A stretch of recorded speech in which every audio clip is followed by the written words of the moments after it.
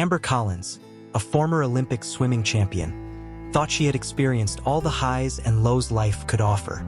But when a chance encounter with a mysterious billionaire drags her into a world of luxury, secrets, and danger in Beverly Hills, she discovers that her greatest test is yet to come. Immersed in waters deeper and more treacherous than any Olympic pool, Amber will have to use all her strength and determination not only to survive, but also to unravel a web of lies that threatens to engulf her. Will she be able to keep her head above water, or will she sink into the depths of deception and betrayal? The California sun had barely risen when Amber Collins opened her eyes, staring at the peeling ceiling of her tiny apartment in Los Angeles. For a brief moment, as happened every morning, she allowed herself to remember the smell of chlorine, the shine of the lights on the pool water, and the deafening roar of the crowd. But reality soon set in, cruel and relentless as always. Amber got up with a sigh, her still-defined muscles protesting slightly. At 28, her body still bore the marks of a life dedicated to swimming, but now they were just reminders of long-lost glory. She walked to the small kitchen, opening the nearly empty fridge. A half-empty carton of milk, some eggs, and a questionable piece of cheese were all that remained. As she made a thin coffee, Amber looked out the foggy window. Outside, Los Angeles was beginning to wake up, indifferent to the drama unfolding inside that dilapidated apartment. Just 5 years ago, she was Amber Collins, the Olympic sensation, owner of 3 gold medals and world record holder in the 200-meter butterfly. Now, she was just another waitress struggling to survive. The shrill sound of her cell phone snapped her out of her thoughts. It was a message from Mr. Garrett, her landlord. Last warning, payment due tonight or eviction. Amber felt her stomach sink. She knew this day would come, but still, the reality of the imminent eviction hit her like a punch. With trembling hands, she put on the worn uniform of the Starlight Diner, the roadside cafe where she had been working for nearly a year. As she tied back her once shiny and well-groomed blonde hair, now dull and dry, Amber couldn't help but look at the shelf above her bed. There, covered in a thin layer of dust, were her Olympic medals, gleaming faintly in the morning light. The commute to work was a daily torture. Her old Chevrolet, bought in her glory days, now creaked and groaned at every corner. On the radio, a news report about preparations for the next Olympics made Amber quickly change the station, unable to bear the reminder of what could have been. The Starlight Diner was a rundown establishment on the side of the road, frequented by truckers and occasional travelers. Amber entered through the back, tying her stained apron as she prepared for another day of forced smiles and meager tips. "Hey, Collins, Table 5 has been waiting for their order for 10 minutes. The raspy voice of Marge, the middle-aged manager with a cigarette always hanging from the corner of her mouth, cut through the air. Amber nodded silently, grabbing the coffee pot and heading to the table. As she served the customers, her eyes caught her reflection in the diner's dirty window. For a moment, she barely recognized herself. Where was the confidence, the sparkle in her eyes, the champion's posture? The morning dragged on, each minute feeling like an eternity. Between orders of waffles and fried eggs, Amber couldn't stop thinking about the overdue rent, the piling bills, and the suffocating sense of failure that haunted her.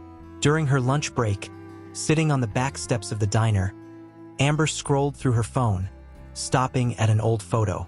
In it, a younger, more radiant version of herself smiled, wrapped in the American flag, a gold medal gleaming around her neck. The caption read, "Dreams come true. What a cruel irony of fate." Her mind wandered to the moment when everything started to fall apart. The dishonest manager who promised to multiply her earnings, the disastrous investments, the extravagant parties to keep up appearances, and then the scandal, the doping accusations that, although later proven false, irreparably tarnished her reputation. Sponsors fled, invitations dried up, and the world that once adored her turned its back without hesitation. The sound of the back door opening brought her back to reality. It was time to return to work. As the afternoon progressed, Amber's anxiety grew. Each tip was mentally counted, each coin a painful reminder of how far she was from paying the rent. When her shift finally ended, it was already past 9 p.m. Exhausted, Amber drove back to her apartment, her heart heavy with the certainty of what awaited her. Climbing the creaky stairs of the building, she saw it. Pasted on her door, an official eviction notice gleamed threateningly under the dim hallway light. With trembling hands, Amber tore the paper from the door. The words danced before her eyes, blurred by tears she refused to shed. It was official. She had 24 hours to leave the apartment. Entering the apartment for the last time, Amber allowed herself to break down. Sitting on the cold floor, leaning against the peeling wall, she finally let the tears flow freely. The Olympic medals, silent witnesses to her fall, seemed to mock her from the shelf. That night, as she packed what little she had into a few cardboard boxes, Amber Collins, former Olympic champion and the pride of a nation, wondered how her life had come to this point. And more importantly, where would she go now? With the last box closed and her old Chevrolet loaded, Amber took one last look at the empty apartment. The keys jingled in her hand as she left them on the kitchen counter. Closing the door behind her, she descended the stairs, each step echoing as a reminder of the end of a chapter in her life. Sitting in her car, with Los Angeles shining in the distance, Amber started the engine. Where to go? What to do? These questions echoed in her mind as she maneuvered through the city streets. Without a clear destination, she simply drove, letting the neon lights and billboards pass in a blur, a perfect symbol of how her life had become directionless, purposeless. As the night wore on, fatigue began to set in. Amber found herself driving into an upscale neighborhood with imposing mansions and well-kept gardens. Beverly Hills, a world so far from hers now, but one she once thought she belonged to. Exhausted and out of options, Amber parked her old car in front of one of those luxurious mansions. Reclining the seat, she prepared to spend the night right there, inside the car. As she closed her eyes, a solitary tear rolled down her cheek. Tomorrow would be another day, and she would have to find a way somehow. What Amber didn't know was that, behind the curtains of the mansion in front of which she had parked, a pair of curious eyes were watching her. Fate was about to throw a twist into her life, one she couldn't have imagined even in her wildest dreams. The morning California sun filtered through the foggy windows of the old Chevrolet, waking Amber from a restless sleep.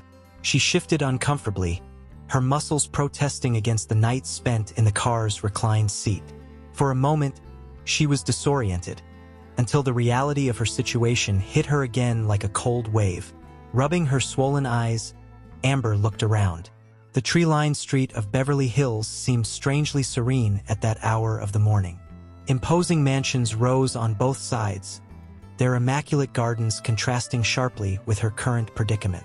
While considering her limited options for the day, a movement at the gate of the mansion across the street caught her attention.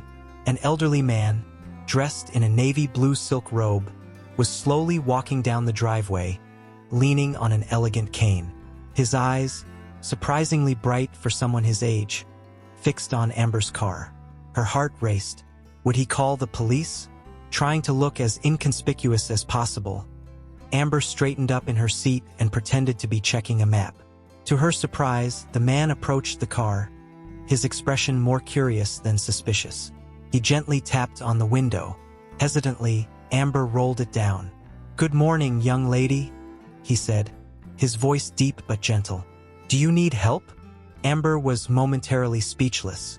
Up close, she could see that the man must be around 80 years old, but there was a vitality in his blue eyes that caught her by surprise. I'm fine, sir," she stammered, trying to maintain her composure. "Just stopped to check a direction." The elderly man tilted his head, a knowing smile playing on his lips. At 6 in the morning, with disheveled hair and wearing a diner's uniform, Amber felt her face burn with shame.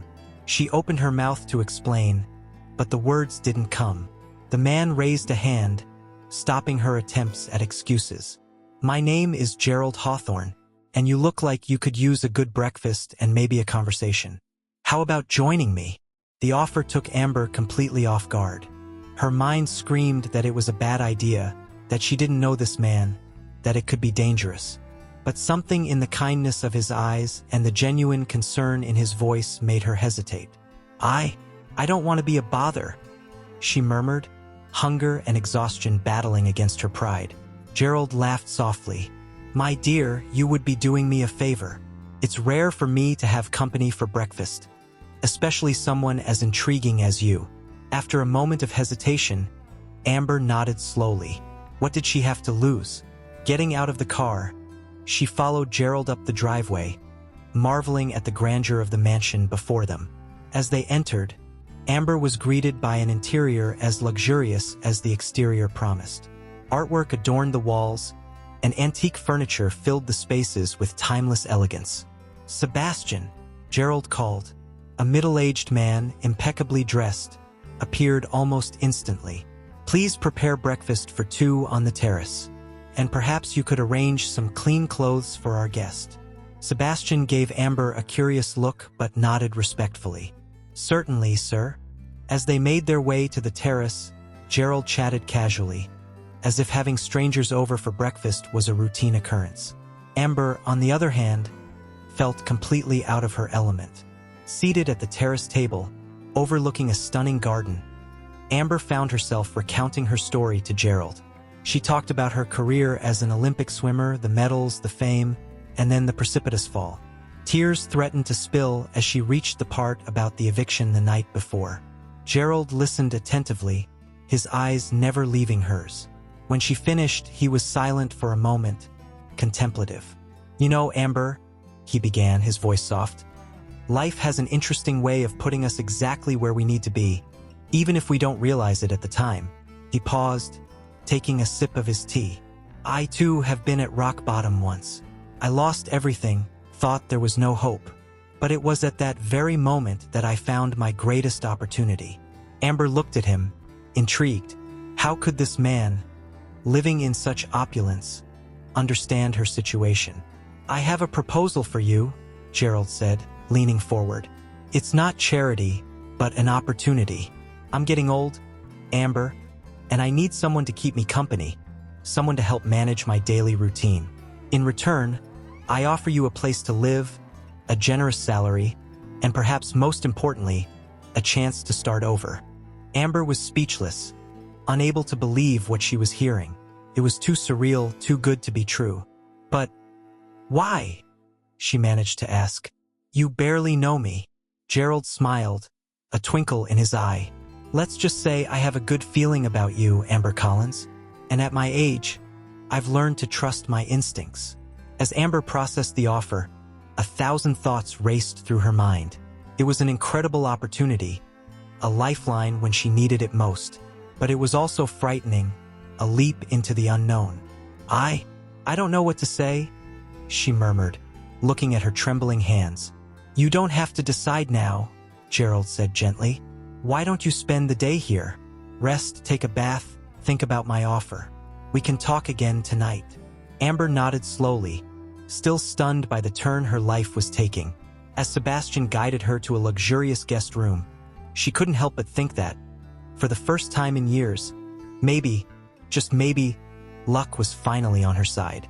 What she didn't know was that this decision, this seemingly heaven-sent opportunity, would be just the beginning of a journey that would test her limits, her morals, and everything she thought she knew about herself.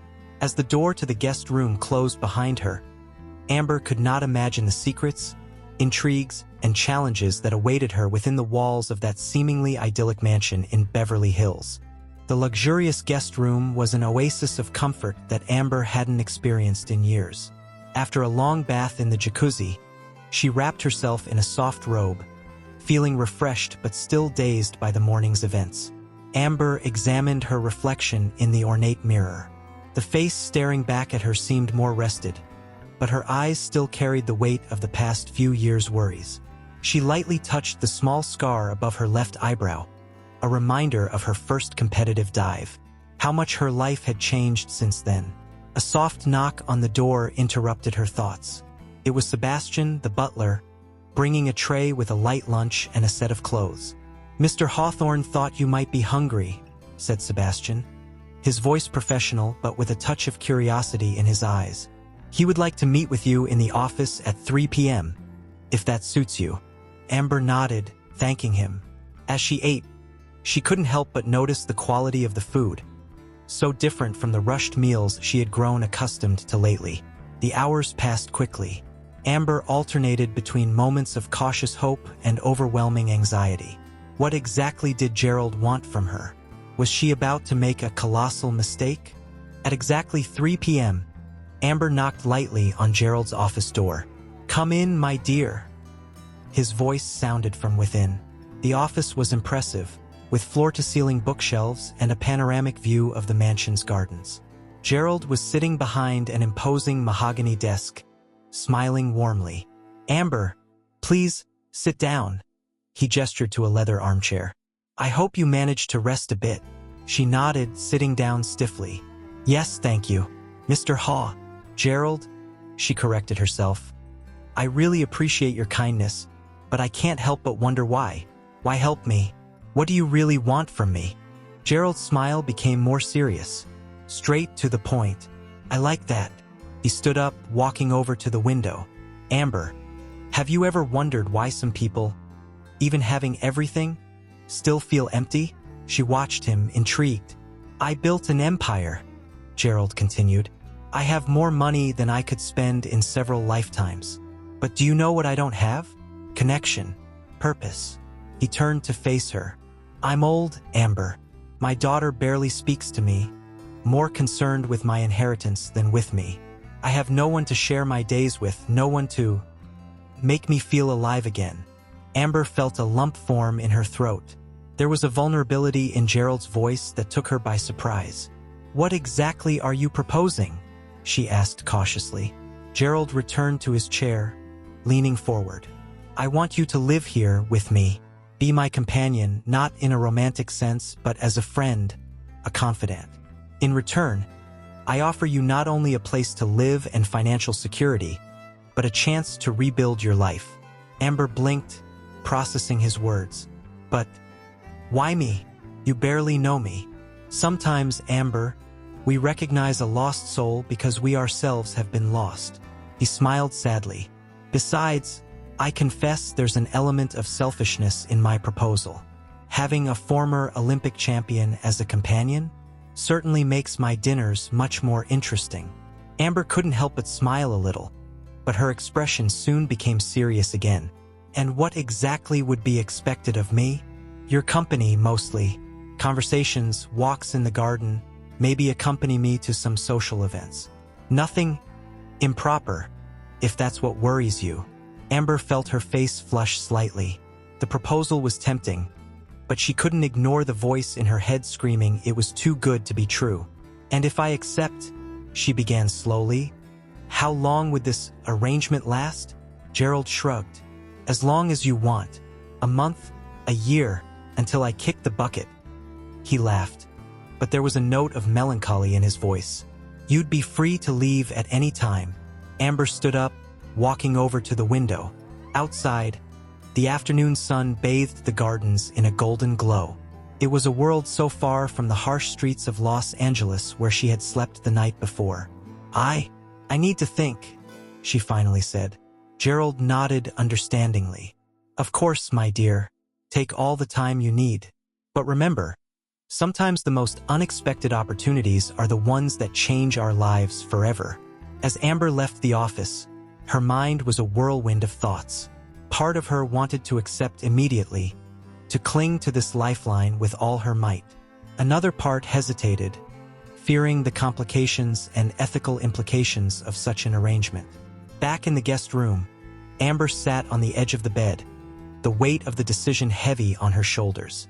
She picked up her phone, looking at the photo of her Olympic glory days. Who was she now? What had she become? And more importantly, what did she want to be? Night fell over Beverly Hills, and with it, Amber felt the weight of a decision that could change the course of her life forever. Would she accept Gerald's proposal, diving headfirst into this new world of wealth and privilege? Or would she refuse, keeping her pride but facing an uncertain future on the streets? The answer, she knew, would define not only her future but also who she was as a person.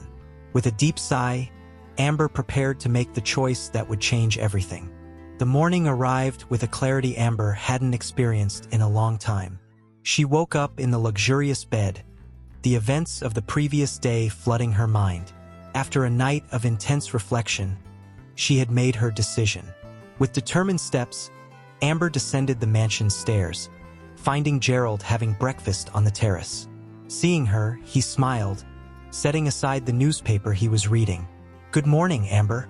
I hope you slept well." Amber nodded, sitting down at the table. "Mr. Haw, Gerald," she corrected herself. "I thought a lot about your proposal." Gerald watched her attentively, his piercing blue eyes. "I accept," Amber finally said, her voice firm despite the nervousness she felt. "But I have a few conditions."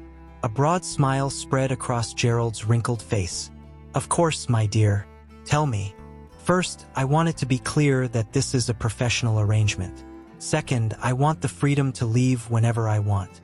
And third," she hesitated for a moment, "I would like to use part of the money I earn to donate to swimming programs for underprivileged youth." Gerald leaned back in his chair, a look of approval in his eyes. "Amber, you have just confirmed that I made the right choice. I agree to all your conditions. In fact, I find the third one particularly admirable." With the agreement sealed, Amber felt a mix of relief and apprehension. Her new life was about to begin. In the weeks that followed, Amber dove headfirst into her new role. Sebastian, the butler, guided her through the intricate house protocols, from table etiquette to dealing with the various staff members. "Miss Collins," Sebastian said one day, his voice as formal as ever, "Mr. Hawthorne would like you to accompany him to a charity event tonight. I have arranged a suitable dress for the occasion." Amber swallowed hard. It would be her first public appearance alongside Gerald, and the anxiety consumed her. As she prepared, she couldn't help but think about how drastically her life had changed in such a short time. The charity event was a whirlwind of designer dresses, sparkling jewelry, and superficial conversations. Amber felt out of place, conscious of the curious glances and whispers that followed her. "Who is she? I heard she's Gerald Hawthorne's new protege. So young.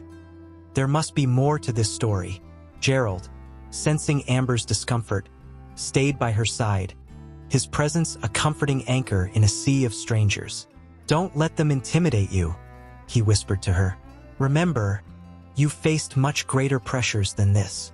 His words calmed her, and Amber tried to maintain her composure, politely answering questions and ignoring judgmental looks.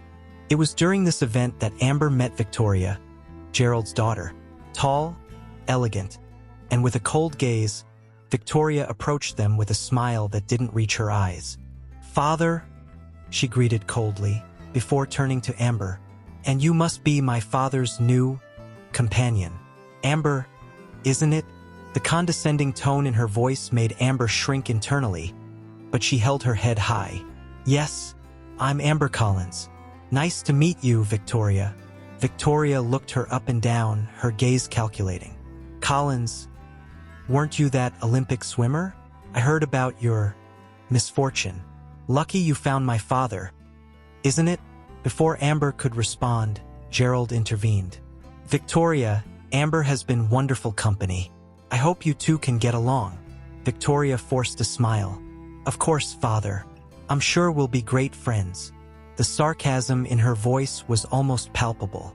As the night progressed, Amber became increasingly aware of the complex dynamics that permeated Gerald's world. There were intrigues, alliances, and subtle enmities in every conversation, every exchanged glance. Back at the mansion, exhausted but relieved to have survived the night, Amber encountered Sebastian in the hallway. "Miss Collins," he said, his voice low, "may I offer some advice?" Surprised by the unusual approach of the normally reserved butler, Amber nodded. "Be careful," he said, looking around to make sure they were alone. "This world is not as simple as it seems. There are treacherous currents beneath the calm surface." With these enigmatic words, Sebastian walked away, leaving Amber with a disquieting feeling. That night, lying in her luxurious bed, Amber reflected on the whirlwind her life had become. The comfort and security she now enjoyed came at a price. She was navigating unknown and potentially dangerous waters. As sleep enveloped her, Amber couldn't help but wonder, what had she gotten herself into? And more importantly, would she be able to keep her head above water in this new world of wealth, power, and secrets? Weeks passed, and Amber gradually adapted to her new life at the Hawthorne Mansion. The days were filled with stimulating conversations with Gerald, strolls through the extensive gardens, and occasional appearances at social events. However, as she became more familiar with the house's routine, she began to notice unsettling details. On a particularly hot afternoon, Amber decided to explore the less frequented parts of the mansion. Her steps took her to the basement, an area Sebastian had casually mentioned as off-limits. Intrigued, she silently descended the stairs. The basement was surprisingly well-lit and clean, contradicting her expectations. As she walked down the corridor, her eyes were drawn to a sturdy door at the end. Unlike the others, this one had a modern electronic lock. Amber approached, curious. Just as she was about to touch the lock, a voice startled her. "Miss Collins." Sebastian's deep voice echoed down the corridor. "This area is restricted." Amber turned, feeling like a child caught doing something wrong. "Sorry, I was just exploring." Sebastian's gaze was inscrutable. "There are places in this house better left unexplored, Miss Collins. For your own good." Sebastian's enigmatic words stayed with Amber, fueling her curiosity. What could be hidden behind that door? In the following days, Amber noticed other strange behaviors. Whispered conversations among the staff that abruptly stopped when she approached. Furtive glances exchanged between Gerald and Sebastian during dinner. One night, as she walked down the corridor toward her room, Amber heard raised voices coming from Gerald's office. "You can't keep hiding this, Father." Victoria's voice was clear, laden with anger. "And bringing that girl into the house? You're asking for trouble. Lower your voice, Victoria." Gerald's response was calm but firm. "My affairs are mine to manage, and Amber has nothing to do with this. She has everything to do with it now. You put her in the middle of all this." Amber silently moved away, her heart racing. What were they talking about? What secrets was Gerald hiding? The next morning, during breakfast, Amber noticed that Gerald seemed distracted, his hands trembling slightly as he held his teacup. "Gerald," she began hesitantly, "is everything okay? You seem worried." He forced a smile, but it didn't reach his eyes. "Just some complicated business, my dear. Nothing you should worry about." But Amber could sense there was more to it. The tension in the air was palpable. That afternoon, while helping Gerald organize some documents in his office, Amber noticed an envelope partially hidden under a pile of papers. The name Project Neptune was stamped in red on the front. Before she could investigate further, Gerald entered the room. For a moment, his gaze fixed on the envelope, and a shadow crossed his face. "Amber," he said, his voice suddenly serious, "there's something I need to tell you."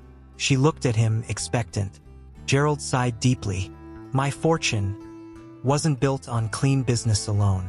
There are secrets, Amber. Dangerous secrets." Amber felt a chill run down her spine. "What kind of secrets?" Before Gerald could respond, Sebastian burst into the room, his usually impassive face now marked by concern. "Sir," he said urgently, "they are here." Gerald paled. "Already? But it wasn't supposed to be." The sound of breaking glass echoed through the mansion, followed by shouting. Gerald turned to Amber, fear evident in his eyes. "Amber, you need to get out of here now. Go to the secret room in the basement. The password is 7-2-5-1. Don't come out until I or Sebastian come for you." Confused and scared, Amber hesitated. "But, Gerald, what's happening?" "No time for explanations," he said, pushing her toward the office's back door. "Go now." With her heart racing, Amber ran down the corridor toward the basement. The sounds of confrontation above her drove her faster. Reaching the mysterious door, she typed the password with trembling fingers. The door opened with a soft click, revealing a small room equipped with security monitors and a communication system. Amber entered, closing the door behind her. On the monitors, she saw armed men storming the mansion. Gerald was being confronted in the entrance hall, his stance defiant despite the situation. As she watched the scene unfold, Amber realized that her life had just taken another dramatic turn. The world of luxury and privilege she had entered was about to reveal its darker side, and she was trapped in the middle of it all. Amber remained in the secret room for hours, her eyes fixed on the monitors, watching in horror as the mansion was searched by the intruders. Gerald was taken to his office, seemingly for a conversation with the group's leader. Sebastian, ever loyal, was seen trying to negotiate with the armed men. Finally, after what seemed like an eternity, the intruders left. The ensuing silence was deafening. Amber waited, her heart pounding, until Sebastian's voice echoed through the communication system. "Miss Collins, it's safe to come out now." Trembling, Amber emerged from the secret room. The mansion, once immaculate, was in complete chaos. Crooked paintings, broken vases, papers scattered everywhere. Gerald was sitting in his office, looking as though he had aged 10 years in a matter of hours. Upon seeing Amber, he tried to smile, but it came out more as a grimace of pain. "Amber, my dear, I'm sorry you had to witness this," he said, his voice weary. "Gerald, what's going on? Who were those men?" Amber demanded, her voice shaking with fear and confusion. Gerald exchanged a significant look with Sebastian before answering. "They're business associates. Let's just say not all my past ventures were entirely legal." Before Amber could process this information, the office door burst open violently. Victoria entered, her eyes blazing with anger. "I warned you, Father. I said this would happen," she shouted, completely ignoring Amber's presence. "And now, what are we going to do?" Gerald raised a hand, asking for calm. "Victoria, please. The situation is under control." "Under control?" Victoria laughed bitterly. "They invaded our home, and all because of your dirty secrets and—" She cast a venomous glance at Amber. "Your reckless decisions." Amber felt the weight of Victoria's accusatory stare. "I have nothing to do with this," she said, trying to keep her voice steady. Victoria turned to her, her eyes cold as ice. "Don't you? Since you arrived, everything started to fall apart. Coincidence? I think not." "Enough, Victoria," Gerald's voice thundered, surprising everyone. "Amber is not to blame for anything. In fact, her presence here might be our salvation." All eyes turned to Gerald, confused. "What?" Victoria asked, incredulous. Gerald sighed deeply. "Project Neptune is more than just business. It's a large-scale money laundering operation, disguised as a marine conservation project." Amber felt the ground disappear beneath her feet. The kind man who had taken her in was, in fact, a criminal? And where does Amber fit into all this? Victoria asked, her tone still hostile. Her presence here, her story of overcoming obstacles, might be exactly what we need to divert the authorities' attention, Gerald explained. A former Olympic athlete working on a marine conservation project? It's the perfect cover. Amber felt her blood run cold. You planned this from the beginning? To use me as a shield? Gerald had the decency to look ashamed. Initially, no. But circumstances have changed. Amber, we need you. Victoria, surprisingly, seemed to consider the idea. This could work, she murmured, evaluating Amber with new eyes. Amber felt cornered. On one side, the threat of being involved in criminal activities. On the other, the street and the poverty she had left behind. "And if I refuse?" she asked, her voice barely a whisper. The silence that followed was heavy. Gerald and Victoria exchanged glances, a silent communication passing between them. "Then," Gerald said finally, his voice laden with regret, "I'm afraid we cannot guarantee your safety, or your silence." The veiled threat hung in the air. Amber felt the weight of her decision as never before. She was trapped in a dangerous game, a silent competition between loyalty, survival, and morality. As the sun set over Beverly Hills, casting long shadows through the office windows, Amber faced an impossible choice: collaborate with illegal activities or risk everything, including her own life. The world of wealth and privilege she had entered was now revealing its darkest and most dangerous side. And Amber was at the center of it all, a key piece in a game she never wanted to play. As night fell, the Hawthorne mansion became a silent battlefield, where alliances would be tested, secrets revealed, and lives irrevocably altered. The former Olympic champion, who once swam with such grace and determination, now found herself in much more turbulent and dangerous waters than any Olympic pool could offer. Amber spent the night wide awake, her mind a whirlwind of conflicting thoughts.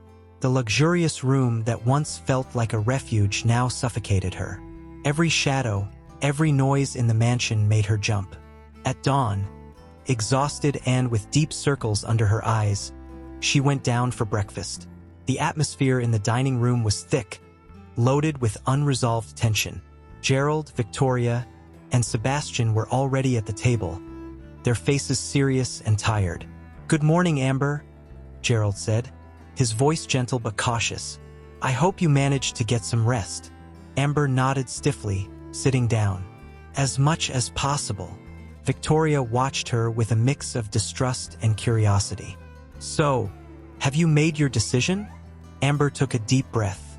I need more time and more information. If I'm going to get involved in this, I need to know exactly what I'm getting into." Gerald exchanged a look with Sebastian before responding. "Fair enough. But understand, Amber, the less you know, the safer you'll be." "Safety?" Amber laughed bitterly. "I think we've passed that point, haven't we?" The ensuing silence was interrupted by the arrival of the mail. Sebastian brought a stack of envelopes, handing them to Gerald. One in particular caught Amber's attention. It had the same red stamp, Project Neptune, she had seen before. Gerald quickly took the envelope, but not before Amber noticed the sender's name: Dr. Marcus Reeves, San Diego Oceanographic Institute. "Who is Dr. Reeves?" Amber asked, her curiosity momentarily overcoming her fear. Victoria cast a warning look at her father, but Gerald seemed to consider the question. "Dr. Reeves is a crucial collaborator in Project Neptune," he replied slowly. "A brilliant scientist, but somewhat flexible in his ethics." Amber felt a chill run down her spine. How deep did this web of lies and corruption go? At that moment, Amber's phone vibrated. It was a notification from a social network, an old photo of her at the Olympics, shared by a fan. The image of her on the podium, smiling radiantly with the gold medal, seemed like a cruel irony now. "You know," Amber said, her voice trembling, "5 years ago, I was on top of the world. Now I'm considering becoming an accomplice in a criminal scheme." Gerald looked at her with a mix of pity and guilt.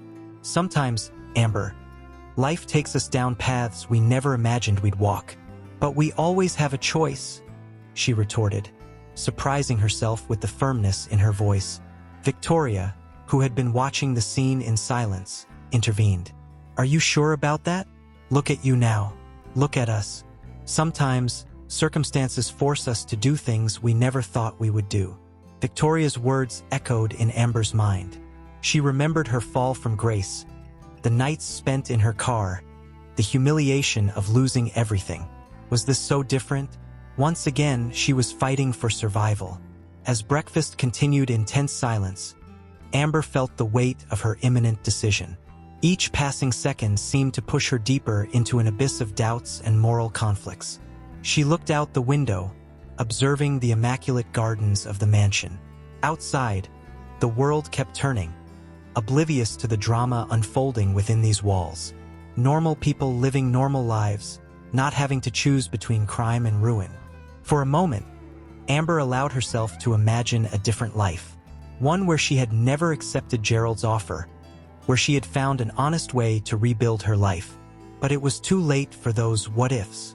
Now, she was trapped in a dangerous current, and the only way was to swim or sink. As the sun rose in the sky over Beverly Hills, Amber Collins, former Olympic champion and now a pawn in a dangerous game, knew that her next decision would shape not only her future, but potentially the fate of everyone in that mansion. The waves of doubt continued to batter her conscience, and Amber wondered if she would ever find safe shores again. The day had barely begun when the Hawthorne mansion was shaken by an unexpected event. Amber, still grappling with her decision, was awakened by a commotion downstairs. Rushing down the stairs, she encountered a chaotic scene. Gerald was lying on the entrance hall floor, clutching his chest, while Sebastian frantically called for an ambulance. "What happened?" Amber shouted, running to Gerald's side. Victoria, already beside her father, responded with a trembling voice. He had a heart attack." The following minutes were a blur. Paramedics stormed the mansion, Gerald was rushed to the hospital, and Amber found herself in the back seat of Victoria's car, following the ambulance. At the hospital, the hours dragged on. Amber and Victoria waited in tense silence, occasionally exchanging glances filled with conflicting emotions. Finally, a doctor appeared with news. "Mr. Hawthorne is stable but in critical condition," he informed them. "The next 24 hours will be crucial." While Victoria went to see her father, Amber remained in the waiting room, her mind in turmoil. It was then that she noticed the growing agitation around her. Nurses whispered, glancing in her direction, and people began pointing their phones at her. Confused, Amber picked up her own phone and was hit by a wave of notifications. Her heart sank as she saw the headlines. Ex-Olympic champion involved in scandal with billionaire. Amber Collins. From Olympic glory to elderly con artist? Sources claim Amber Collins behind Gerald Hawthorne's hospitalization. Apparently, someone had leaked distorted information about her presence at the Hawthorne mansion, painting her as an opportunist taking advantage of a vulnerable old man. As Amber tried to process the shock of these revelations, Sebastian appeared, his usually impassive face now marked by concern. "Miss Collins," he said quietly, "we need to get you out of here immediately. The press is coming, and it's not safe for you to stay." Stunned, Amber allowed herself to be guided by Sebastian to a waiting car. As they drove away from the hospital, she saw a crowd of reporters gathering at the entrance. Back at the mansion, Amber found the police waiting for her. Detectives were in Gerald's office, their faces serious and determined. "Miss Collins," one of them began, "we have some questions about your relationship with Gerald Hawthorne and certain suspicious activities that have come to our attention." It was at that moment that Amber realized Project Neptune had been exposed. Someone had leaked information not only about her but also about Gerald's illegal activities. The following hours were a nightmare of interrogations, accusations, and shocking revelations. Amber discovered that the extent of Gerald's illegal activities went far beyond what she had imagined. Project Neptune was just the tip of the iceberg. Meanwhile, Victoria returned from the hospital, her face a mask of fury and fear. "You," she screamed upon seeing Amber. "You did this. You exposed everything." Amber, shocked, tried to defend herself, but her words were interrupted by the arrival of more police officers, this time with a search warrant. As the mansion was ransacked and evidence collected, Amber found herself at the center of a media and legal storm. Her reputation, already fragile from past events, was now completely shattered. As the sun set over Beverly Hills, Amber Collins, once a celebrated champion, now found herself alone, betrayed, and at the epicenter of one of the biggest scandals the city had ever seen. The twist of fate had been cruel and relentless, and Amber knew that the real battle was just beginning. In the days that followed, Amber found herself struggling to keep her head above water in a sea of chaos and accusations. The Hawthorne mansion, once a refuge, had become a virtual prison, surrounded by reporters and onlookers 24 hours a day. Gerald remained in the hospital, his condition uncertain. Victoria had disappeared, supposedly to avoid the media, leaving Amber alone to face the storm.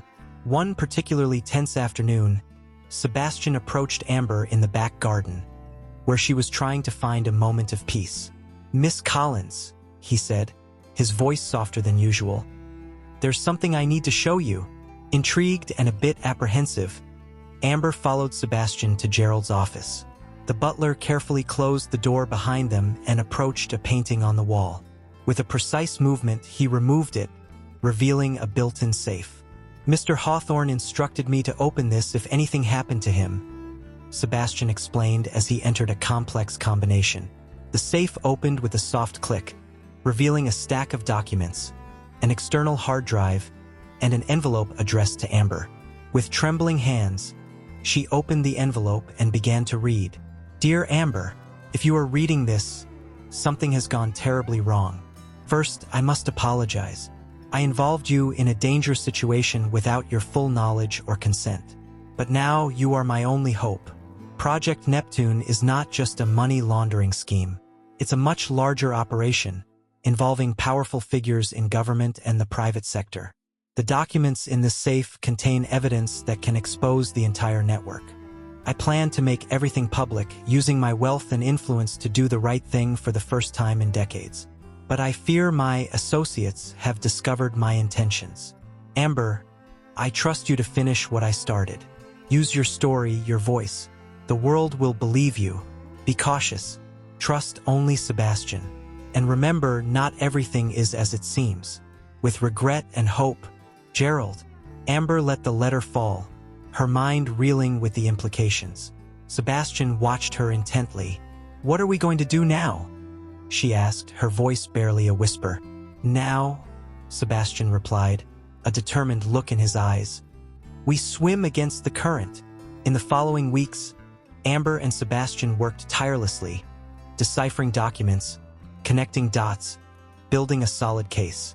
They discovered an intricate network of corruption that extended far beyond Gerald Hawthorne. Meanwhile, Amber faced relentless scrutiny from the media and authorities. She gave carefully planned interviews, using her story of downfall and redemption to gain public sympathy. The tension reached its peak when Victoria suddenly reappeared, accompanied by Charles, her husband, whom Amber had not yet met. The couple seemed nervous and aggressive. "What do you think you're doing?" Victoria hissed during a tense confrontation in the living room. "You're going to destroy everything." But Amber, strengthened by her new mission, stood firm. "I'm doing what's right, Victoria. What your father wanted to do." Charles, who had remained silent until then, stepped forward. "You don't understand what you're dealing with, Amber. There are forces at play here that you can't imagine." It was then that Amber realized Charles was not just Gerald's son-in-law. He was a key piece in the conspiracy. With Sebastian's help, Amber managed to escape the mansion that night, taking the crucial evidence with her. They found refuge with a trusted investigative journalist, ready to expose the truth. As they prepared the story for publication, Amber received an unexpected call. It was Gerald, finally awake and out of danger. "Amber," his voice sounded weak but determined, "you did well. I'm proud of you." With tears in her eyes, Amber realized she had found something she thought she had lost forever: a purpose. As the sun rose over Los Angeles, Amber Collins, former Olympic champion and now whistleblower, prepared to dive into the most turbulent waters of her life. But this time, she was ready to swim against the current, no matter how strong the tide. The day dawned with a palpable tension in the air. Amber, Sebastian, and the investigative journalist, Mark Holbrook, were gathered in an anonymous hotel room, ready to drop the bombshell that would shake the foundations of Beverly Hills and beyond. "Everything is ready," Mark announced, his fingers hovering over the laptop keyboard. "With one click, this goes out to all the major news outlets."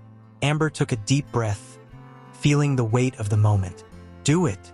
With a simple press of a key, the story exploded on the internet. Within minutes, social networks were ablaze. News channels interrupted their regular programming, and phones didn't stop ringing. But the reaction was even more intense than they had anticipated. Within hours, powerful figures began to fall. Politicians resigned, CEOs were ousted, and arrest warrants were issued at a frenetic pace. In the midst of the chaos, Amber received an urgent call from Victoria.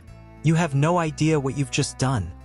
Victoria's voice trembled with rage and fear. "They're coming after all of us now."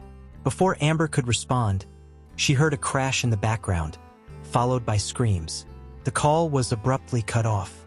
Sebastian, noticing the change in Amber's expression, asked, "What happened?" "Victoria, I think she's in danger," Amber replied, the concern evident in her voice. At that moment, Mark's phone rang. It was one of his sources in the police.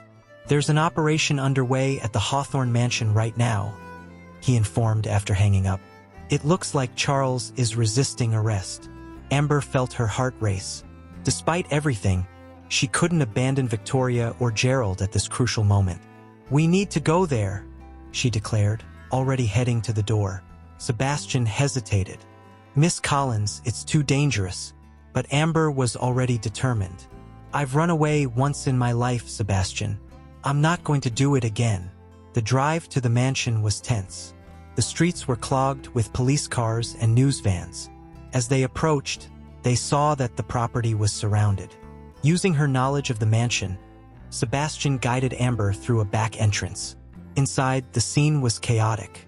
Police were searching every room, and shouts could be heard from upstairs. Climbing the stairs silently, Amber and Sebastian reached the main hallway just in time to see Charles being handcuffed and dragged out of the master bedroom. Victoria was sitting on the floor, sobbing uncontrollably. Amber ran to her. "Victoria, are you okay?" Victoria raised her eyes, a mix of anger and relief on her face. "Why did you come back?" "Because it was the right thing to do," Amber simply replied. At that moment, a police officer approached. "Miss Collins, we need your statement." The following hours were a whirlwind of testimonies, questions, and shocking revelations. Amber discovered the full extent of the conspiracy and the role each had played in it. As night fell, exhausted but determined, Amber was allowed to visit Gerald in the hospital. He was awake, looking frail but with a renewed sparkle in his eyes. "You did it, my dear," he said, holding her hand. "You did what I never had the courage to do." Amber felt tears well up. "It wasn't easy. The right things rarely are," Gerald replied with a sad smile. As the sun set over Los Angeles, Amber Collins reflected on the incredible journey that had brought her here. From Olympic champion to almost destitute, from suspect to heroine. She had made her last dive into the turbulent waters of corruption and emerged victorious. But as she watched the city outside, Amber knew her journey was far from over. There was much to be repaired, many lives affected by years of corruption, and she was determined to use her newly discovered voice to make a difference. The last dive had been just the beginning. Now it was time to swim towards a brighter and more just future. The sun had barely risen when Amber arrived at the Hawthorne mansion. The past few weeks had been a whirlwind of testimonies, investigations, and shocking revelations. Now, with Gerald back from the hospital, it was time to confront the truths that had remained submerged for so long. Amber found Gerald in his office, sitting in his favorite armchair. He looked fragile, older than ever, but his eyes still held that spark of determination she had come to respect. "Amber, my dear," Gerald greeted her with a tired smile. "Thank you for coming. We have much to discuss." Before they could start, the door opened again. Victoria entered, followed closely by Charles. The air in the office immediately became thick with unresolved tension. "Father," Victoria began, her voice a mixture of feigned concern and real nervousness. "We're so relieved to see you home. We've come to discuss how to protect our family, our interests." Gerald nodded slowly, his eyes moving between those present. Sebastian, ever vigilant, remained near the door, his face a mask of professional calm. It was then that Amber noticed a subtle movement from Charles, his hand sliding inside his jacket. Years of Olympic training kicked in before her brain fully processed what she was seeing. With a speed that surprised everyone, including herself, Amber launched herself at Charles. The impact took them to the floor, and the metallic sound of something sliding across the polished wooden floor echoed through the room. "Sebastian, the police!" Amber shouted, struggling to keep Charles immobilized. Victoria, realizing her plan had collapsed, made a move to run, but Sebastian was already there, blocking the door with surprising agility for someone his age. "Victoria!" Gerald's voice was barely a whisper, loaded with pain and disbelief. "How could you?" The next few minutes were chaos. Police stormed the mansion, Charles and Victoria were taken into custody, and Amber, Gerald, and Sebastian found themselves giving statements in the middle of the room that, just moments before, had been the scene of an attempted murder. When the dust finally settled, Gerald asked for a moment alone with Amber. "You saved my life," he said, his voice trembling. "After everything I've done, how I dragged you into this mess, you still came back to save me." Amber felt tears in her eyes. "I couldn't just stand by and let that happen, Gerald. No matter what you've done in the past, you didn't deserve that." Gerald nodded slowly, a visible weight on his shoulders. "Perhaps not death, but I certainly deserve to face the consequences of my actions." He paused, looking out the window at the mansion's gardens. "It's time to bring everything to the surface, Amber. The whole truth."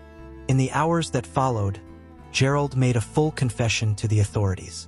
He revealed not only the extent of his own illegal activities, but also exposed the vast network of corruption that extended across Beverly Hills and beyond. Names were named, schemes were unveiled, and the empire of lies he had helped build began to crumble. By nightfall, exhausted but with a visibly lifted weight from his shoulders, Gerald called an impromptu press conference in the mansion's gardens. "I have made terrible mistakes," he declared, his voice firm despite his frail appearance. "For years, I placed greed and power above ethics and morality. But thanks to the courage and integrity of Amber Collins, I now have the chance to do what's right." He paused, looking directly at the cameras. "I will accept all legal consequences of my actions, but I will also do everything in my power to correct the wrongs of the past and help the authorities dismantle this network of corruption." As the camera flashes illuminated Gerald's face, Amber watched from the sidelines, a mixture of emotions swirling within her: relief, sadness, a hint of pride, and an overwhelming sense that a chapter of her life was coming to an end. Later that night, after the reporters had left and the mansion was silent, Amber found Gerald in his office. He was sitting at his desk, a pen in hand, papers spread out before him. "What are you doing?" she asked softly. Gerald looked up, a small smile on his lips. "Making things right, even if belatedly." He gestured to the papers. "I'm rewriting my will, Amber. It's time to ensure that my fortune, built so questionably, is used for something good." Amber nodded, feeling she was witnessing the beginning of something important. As she watched Gerald work by the soft light of the lamp, she reflected on the incredible journey that had brought her here. From Olympic champion to near indigent, from suspect to unexpected heroine. The future was still uncertain. There would be trials, investigations, and undoubtedly more shocking revelations. But for the first time in a long while, Amber felt a sense of hope. The turbulent waters were beginning to calm, and she was ready for whatever came next. Outside, the night sky over Beverly Hills sparkled with stars, as if celebrating the truths that had finally come to light. And inside the Hawthorne mansion, two souls seeking redemption worked together, planning a future that might somehow make up for the mistakes of the past. Autumn painted the streets of Beverly Hills with shades of gold and red when Amber Collins parked her car in front of Gerald's lawyer's office. 6 months had passed since Gerald Hawthorne's dramatic public confession, and the world Amber knew had changed drastically. Gerald had passed away 2 weeks earlier, peacefully in his sleep. His last months had been dedicated to working tirelessly with the authorities, dismantling the network of corruption he had helped build. Now it was time to read his will. Amber took a deep breath before entering the building. The elevator took her to the 10th floor, where she was greeted by Sebastian, who had decided to stay by her side even after Gerald's death. "Are you ready, Miss Collins?" he asked, his voice gentle. Amber nodded, uncertain of what to expect. Together, they entered the conference room where Gerald's lawyer, Mr. Jameson, was waiting for them. "Thank you for coming," Jameson said, gesturing for them to sit. "Let's begin." The lawyer opened a folder and began to read. "I, Gerald Hawthorne, being of sound mind, declare this to be my last will and testament. As Jameson read, Amber felt her heart race. Gerald had left most of his fortune to various charities, a decision that didn't surprise her. But then came the twist. I reserve a significant amount for the creation of a foundation dedicated to providing swimming and educational opportunities for underprivileged youth. This foundation will be led by Amber Collins, in whom I place my utmost trust. Amber gasped, tears welling in her eyes. Even after his death, Gerald had found a way to redeem himself and, at the same time, offer her a chance to make a difference. The following weeks were a whirlwind of activity. Amber dove headfirst into her new role, working tirelessly to establish the Hawthorne Foundation for young swimmers. She hired a dedicated team, including coaches, counselors, and educators. The Foundation's first aquatic center opened 3 months after the reading of the will.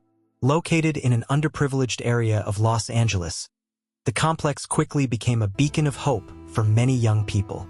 Amber used her experience as an Olympic athlete and the hard lessons she had learned to guide and inspire.